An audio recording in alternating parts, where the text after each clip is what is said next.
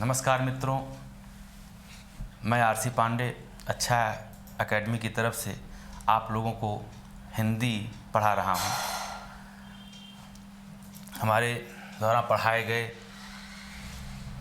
Class को आप लोग ऑनलाइन और ऑफलाइन दोनों देख सकते हैं और संबंधित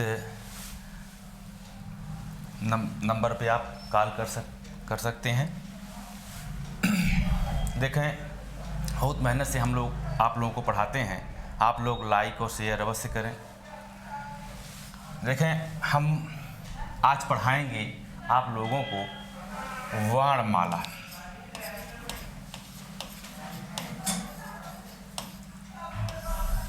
हिंदी में वर्ण विचार, शब्द विचार, वाक्य विचार और छंद विचार होता है।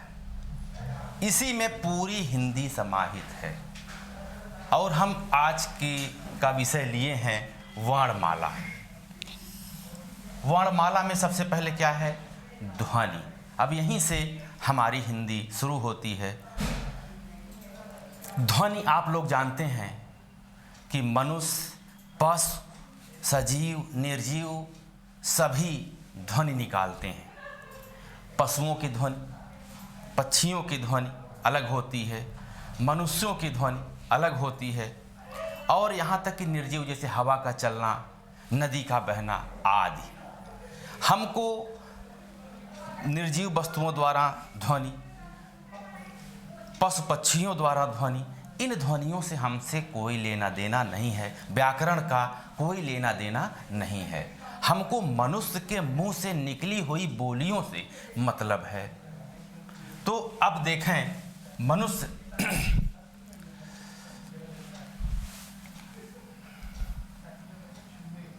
ऐसी ध्वनि जो मनुष्य द्वारा के मुंह से निकलती है, तो इसको हम दो भागों में बांट सकते हैं। एक होती है इच्छित ध्वनि, एक होती है अनिच्छित ध्वनि। अनिच्छित ध्वनि उसे कहते हैं कि जो मनुष्य के है हमारे न चाहने पर भी निकले, जैसे खर्राटे भरना, जैसे चलना आदि से जो अपने आप ध्वनि निकले, उसको कहते हैं अनिच्छित ध्वनि। और इच्छित या ऐच्छिक ध्वनि उसे कहते हैं जो मनुष्य जानबूझ कर निकालता है। जो ऐच्छिक ध्वनि होती है उसे हम लोग वाणी कहते हैं। वाणी कहते हैं या आवाज़ कहते हैं। और वाणी भी दो प्रकार की होती है। पहली है सार्थक वाणी और दूसरी है निरर्थक वाणी। सार्थक वाणी, निरर्थक वाणी उसे कहते हैं कि जिसका कोई मतलब ना निकले, जैसे कि सीटी बजाना, मुंह से सीटी बजाना आदि। यह होती है निरर्थक वाणी। इससे भी हमारा कोई लेना देना नहीं है। अब ध्वनि शब्दों का आधार है और ध्वनि के लिखित रूप को वर्ण कहते हैं। अब देखें, इसी सार्थक वाणी को भाषा और शैली कहते हैं और निरर्थक वाणी से कुछ लेना देना नहीं है। ध्वनि क्या है? शब्दों का आधार है और इसके लिखित रूप को क्या कहते हैं? इसके लिखित रूप को ध्वनि के लिखित रूप को वर्ण कहते हैं।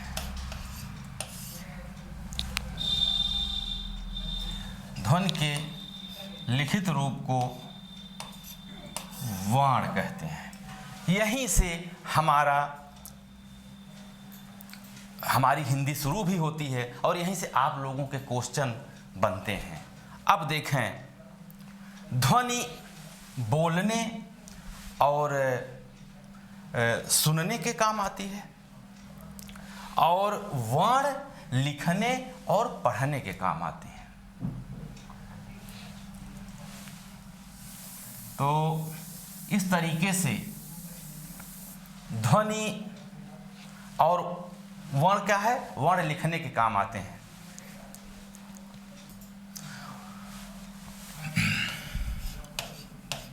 वर्ण उस मूल ध्वनि को कहते हैं जिसका खंड न किया जा सके, जो सबसे छोटा, सबसे छोटी इकाई क्या होता है, वर्ण होता है, इसका खंड न हो सके। जैसे होता है क, च, और कह लीजिए कि अ, ई आदि, जिसका खंड न हो सके वह क्या होता है, वर्ण होता है। और हिंदी में कितने वर्ण होते हैं? हिंदी में 52 वर्ण होते हैं। और वर्णों के उच्चारण समूह को हम वर्णमाला कहते हैं। वर्णों के उच्चारण समूह, वर्णों के उच्चारण समूह को हम क्या कहते हैं, वर्णमाला कहते हैं। अब देखिए, आपका यहीं से क्वेश्चन बनता है। अब यहीं से आप लोगों को ध्यान देने की बात है कि अब वर्णमाला में, जैसा कि आप लोग जानते हैं कि वर्णमाला 2 खंडों में विभाजित है। पहले को कहा जाता है स्वर और दूसरे को कहा जाता है व्यंजन। स्वर क्या होते हैं, स्वतंत्र होते हैं। स्वर क्या होते हैं, व्यंजन पर मात्रा बन करके इसको प्रभावित करते हैं। जैसे क, का, की, कू, के, कै, को, कौ, कं, कह। तो इस तरीके से ये स्वर ने पूरे व्यंजन को क्या कर देता है, इसके उच्चारण को परिवर्तित कर देता है। और स्वर क्या है, स्वर स्वतंत्र होता है, इसको किसी की आवश्यकता नहीं होती है। और व्यंजन क्या है, व्यंजन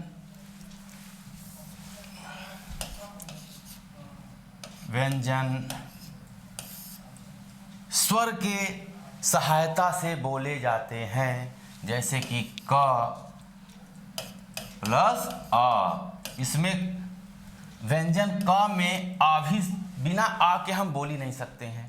तो इसका मतलब ये हो गया स्वर की संख्या। अब देखें, जहां से आप लोगों का क्वेश्चन बनता है, अब धीरे धीरे हम उस तरफ ले चल रहे हैं।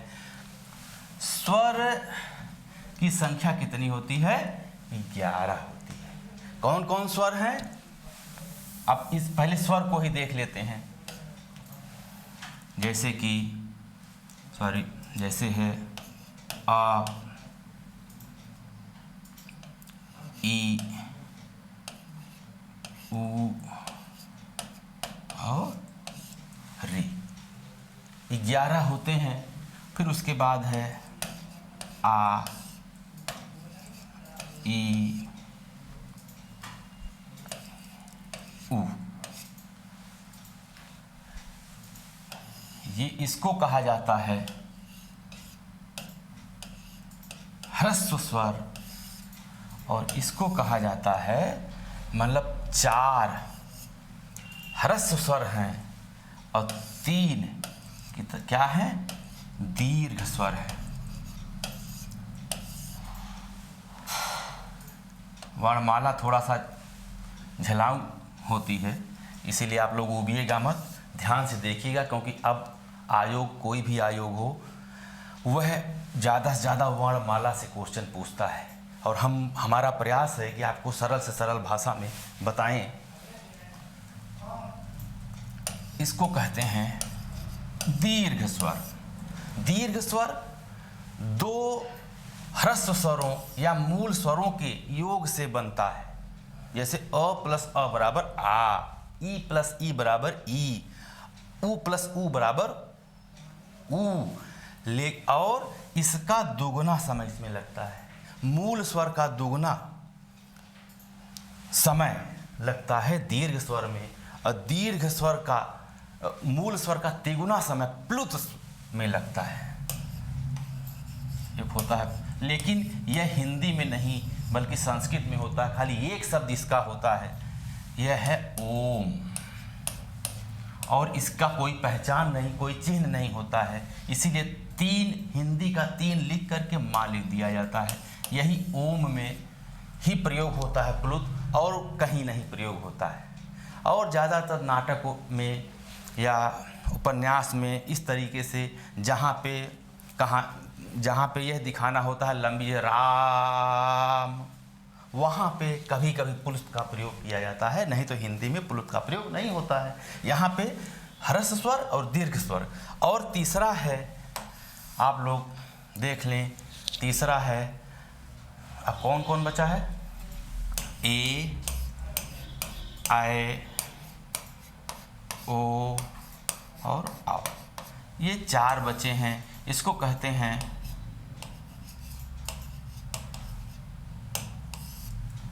संयुक्त स्वर। तो 4, 4, 8 और 3, 11 स्वर होते हैं। ये क्लियर हो गया।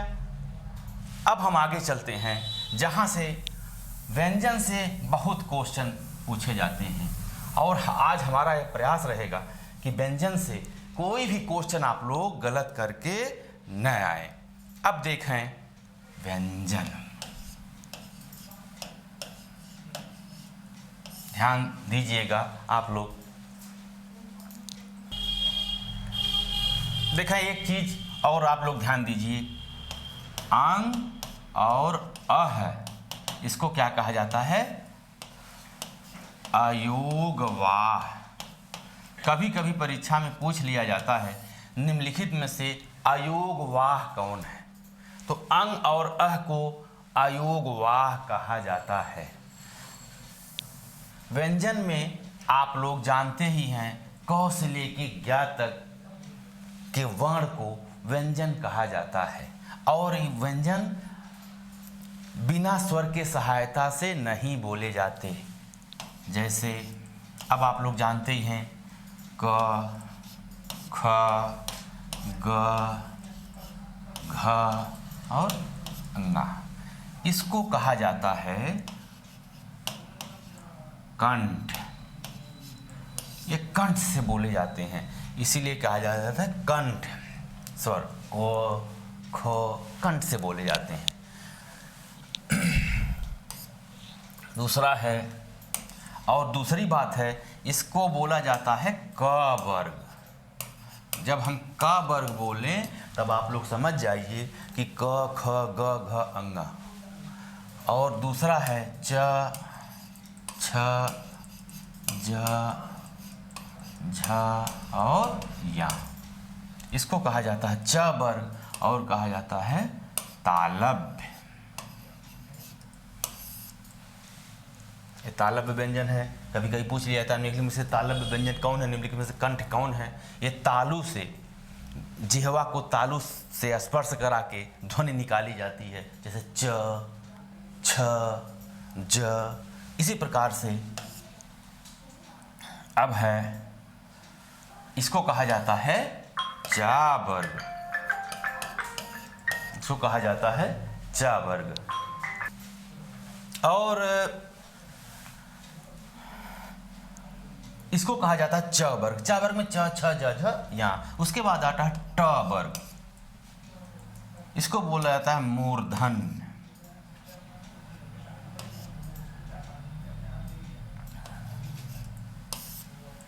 इसको कहा जाता है ट वर्ग, ध्यान दीजिएगा। और ट, ठ, ड, ढ,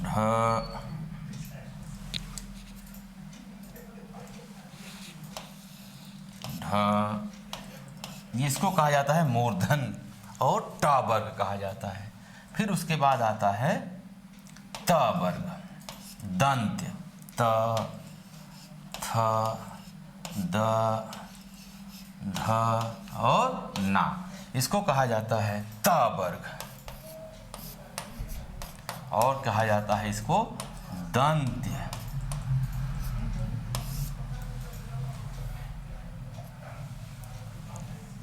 और फिर अंत में आता है प वर्ग, इसको कहा जाता है ओष्ठ। यह है प, फ, ब, भ और ये है माँ। इस तरीके से हमारी जिह्वा 5 भागों को स्पर्श करके जिस व्यंजन को निकालती है, उच्चरित करती है, उसको कहा जाता है स्पर्श व्यंजन। ये सभी, कहने का मतलब है कंठ को स्पर्श करके, कंठ से, तालु से, जिह्वा को मोड़ करके, दंत से और ओठ से की सहायता से जिन व्यंजनों को बोला जाता है उसे क्या कहा जाता है? स्पर्श व्यंजन।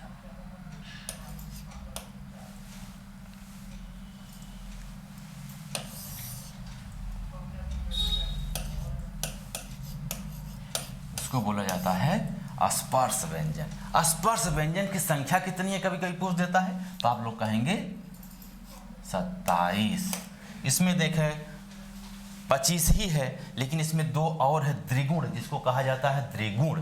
कौन कौन 2 जोड़े गए हैं उसका यहाँ पे आप आए, इसकी जगह एक एक्स्ट्रा, ये तो रहेगा ही, इसके अलावा एक है ड़, लड़का लड़की वाला ड़, और यहाँ ढ।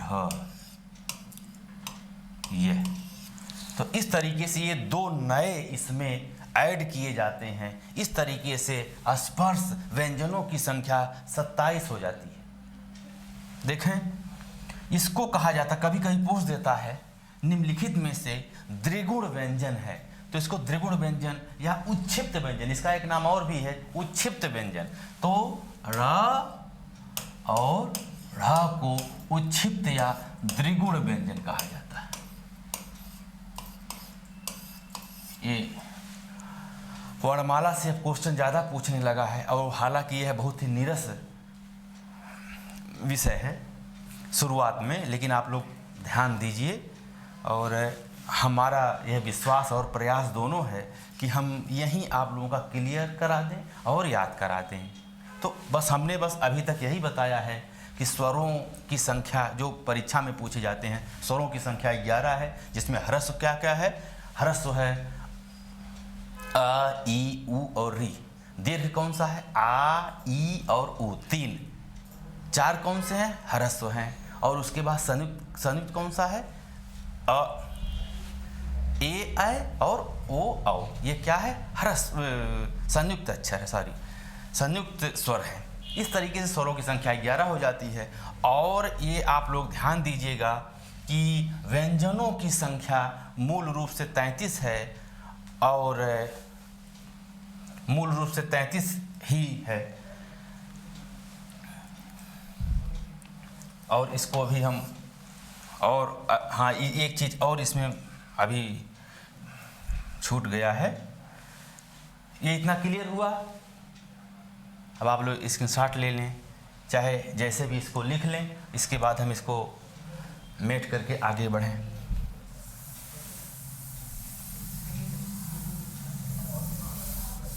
देखें, अब जो है आता है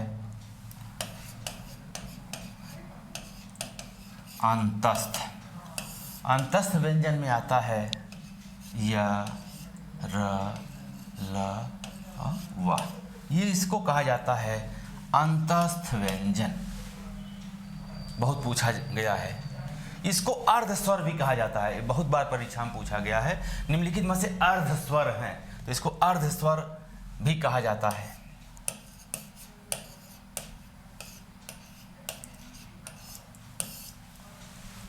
और श,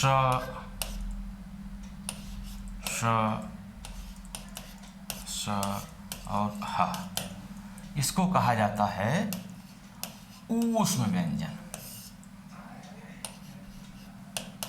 ऊष्म व्यंजन कहा जाता है। और छ, त्र, ज्ञ, इसको कहा जाता है संयुक्त व्यंजन। संयुक्ताक्षर।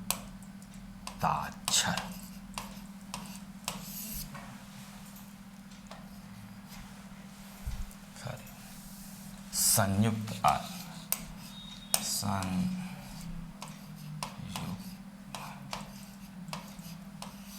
इस तरीके से कभी कभी परीक्षा में ये पूछ लिया जाता है क और स के संयोग से बनने वाला व्यंजन है।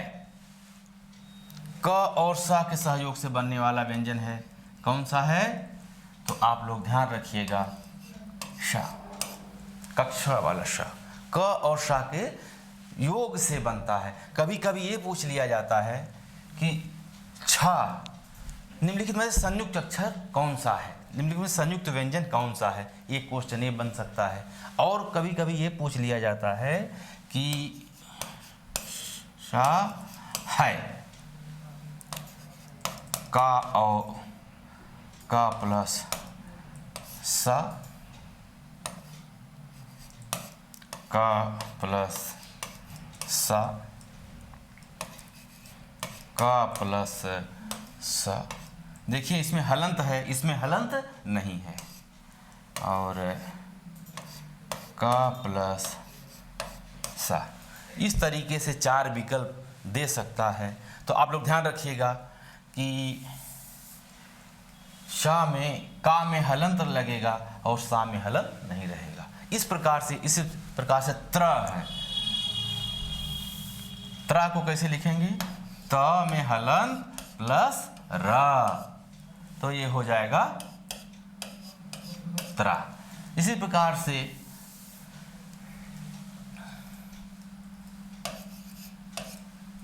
ज्ञा को लिखेंगे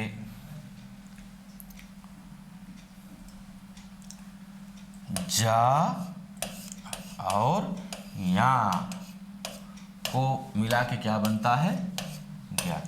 ज और या के संयोग से बनने वाला संयुक्ताक्षर व्यंजन कौन सा है? ज्ञा है। इस तरीके से हमने इसका विभाजन बताया। अब इसको विद्वानों ने अनेकों प्रकार से व्याख्या किया है, जैसे कि जिह्वा के आधार पे, मुख के विवर के आधार पे, इस तरीके से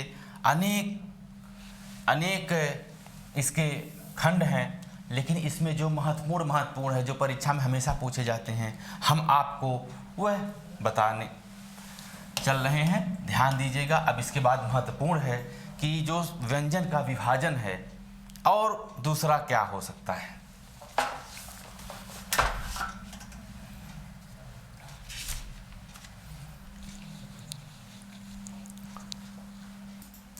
व्यंजनों का वर्गीकरण बहुत बार क्वेश्चन पूछा गया। अब देखिए ये हमने जो बताया है, इसमें से आप लोगों को बहुत से क्वेश्चन मिल जाएंगे। आप लोग ये ध्यान रखिएगा, कंठ कौन है, तालव्य कौन है, मूर्धन्य कौन है, दंत कौन है और ओष्ठ कौन है। इसके बाद आता है व्यंजनों का विभाजन आता है, जो सबसे महत्वपूर्ण है हर परीक्षाओं में। अब इस बार यह बहुत पूछने लगा है कि अल्प प्राण महाप्राण। कहने का मतलब है कि वायु की मात्रा के आधार पर, वायु की मात्रा के आधार पर व्यंजनों का वर्गीकरण। वायु की मात्रा के आधार पर व्यंजनों का वर्गीकरण कितने भागों में किया जाता है? 2 भागों में। पहला क्या है? अल्प प्राण मतलब होता है वायु,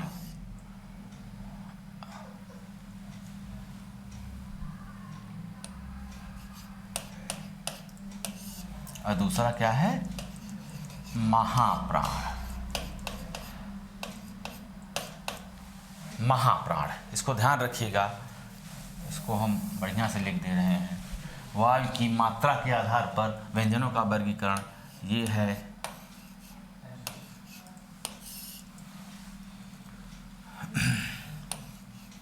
अल्प प्राण, और दूसरा क्या है? महाप्राण। प्राण मतलब होता है वायु, ध्यान रखिएगा, प्राण मतलब होता है वायु, प्राण मतलब होता है वायु। और नाक से हम मान लीजिए कि एक नाक के नथुनों से, एक नाक के छिद्र से हम वायु अंदर खींचते हैं और दूसरे नाक के छिद्र से वायु बाहर निकालते हैं। इसी आधार पे हमने व्यवहारिक भाषा में आप लोगों को यह एक ट्रिक निकाला याद करने का कि जैसे मान लीजिए कि हम एक नाक से सांस लेते हैं और दूसरे से छोड़ते हैं। तो पहला हो गया क, ये लेते हैं सांस और छोड़ते किधर है, महाप्राण की तरफ, ख। फिर लेते हैं अल्प प्राण की तरफ से,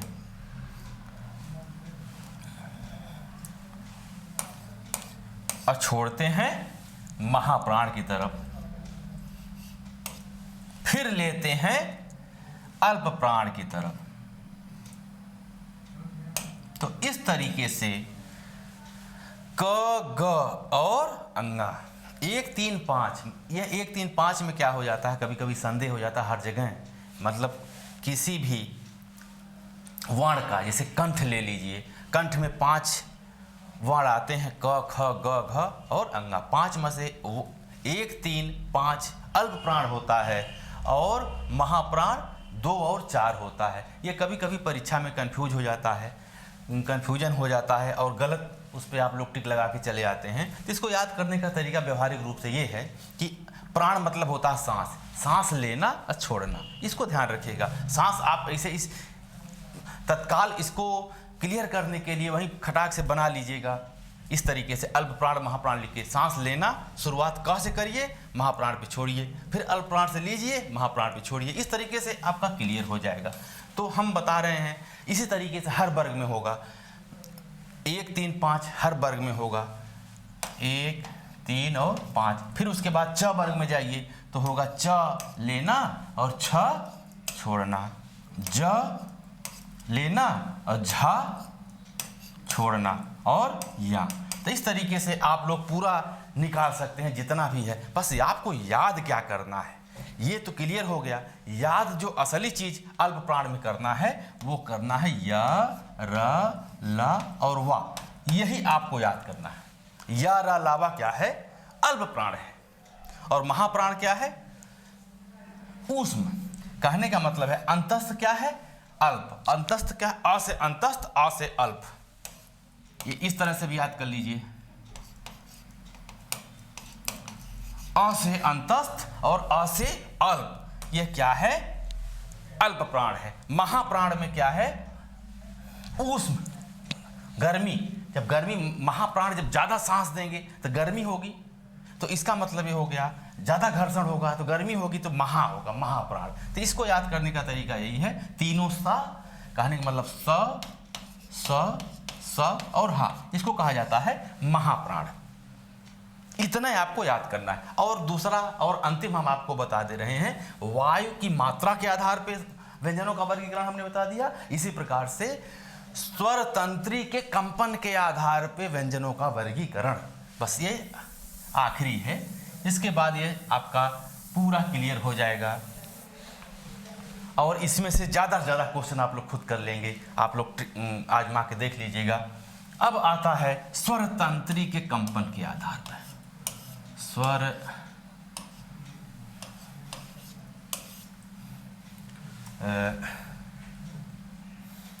स्वर तंत्री के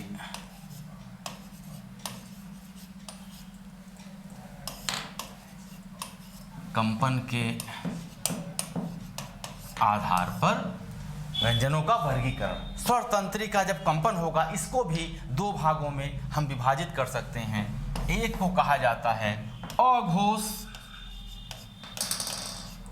दूसरे को कहा जाता है घोष या सघोष या संघोष, कुछ भी हो। एक तरफ होगा अघोष, एक तरफ होगा घोष या संघोष या सघोष। तो इस तरीके से अघोष और घोष में 2 भागों में विभाजित करते हैं, इसको ध्यान रखिएगा। अब इसकी कल्पना करिए कि जैसे प्राइमरी के बच्चों को जो अध्यापिकाएं पढ़ाती हैं, अब तो सरकार का नया नियम आ गया, उसको बहुत ही अच्छे से, बहुत प्यार से पढ़ाना है, क्लैपिंग करके, ताली बजा के, गा करके, उसको बहला करके पढ़ाना है। तो मान लीजिए क्लास के आप प्राइमरी की कल्पना करिए और वहाँ पर एक प्राइमरी की अध्यापिका पढ़ा रही है, क्लैपिंग करा रही है, 1 2 3 4 5, धीरे पहले धीरे से 1 2 3 4 5। कहने का मतलब है कि क ख ग घ अंगा, क ख, इस तरीके से मान लीजिए पढ़ा रही बच्चों को क ख गा घा अंगा। अब गा घा अंगा पे तेज बोल रही है, इसलिए हम बता रहे हैं कि घोष और अघोष में यह ट्रिक है कि 1 2 3 4 5, क और खा अघोष है, ग घ अंगा क्या है, घोष है, संघोष है। इस तरीके से क से लेकर के क वर्ग से लेकर प वर्ग तक यही चलेगा। आपको बस खाली रटना क्या है, बस यही चीज ध्यान रखिएगा। घोष अघोष में बस आप लोगों को बस यही रटना है कि अघोष है तीनों सा,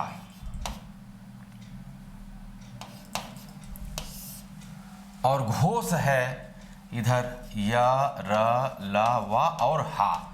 यही इतना चीज आपको रटना है, बाकी सब कुछ एक क से लेके पा तक यही चलेगा। तो या रा लावा क्या है, या रा लावा, और हा ये घोष संघोष है, और तीनों सा क्या है, अघोष है।